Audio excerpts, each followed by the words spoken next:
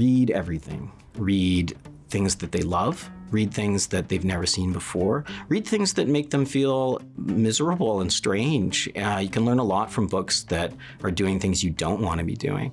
To not wait for something to happen to you. You don't need anybody's permission to be a writer. That they have patience with themselves. Your taste is going to far exceed your ability for a very long time. Find people who care about you, and not necessarily people who care about your writing, but people who care about you, because the world is bigger than your writing.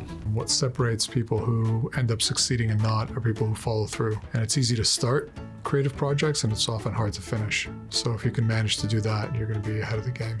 If it's really in you to write or do anything artistic, you're going to do it regardless. When I was a kid, I read The Hobbit for the first time in grade 6, and that pretty much changed my life. I read everything from Anne of Green Gables to Ray Bradbury, Lord of the Rings. Timothy Finley.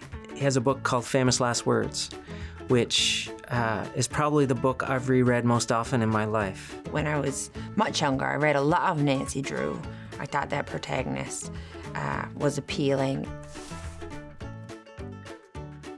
Silence. I mean, it's nice to hear the sound of the kids in the house and life going on around you, but when I'm in my office, it has to be just me and the work. I almost always have something on in the background. Typically, it's like the same song or the same playlist looped, so I don't actually hear it. Glenn Gould playing Bach is something I could write to and something I could listen to and something I put on and, cook in the kitchen and things. That's almost like listening to a voice. I don't write to music.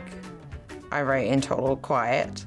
If by chance I am interrupted, the UPS guy, something of that nature, I begrudge them the interruption because then I have to re-engage with the work and it kind of puts me back a little bit.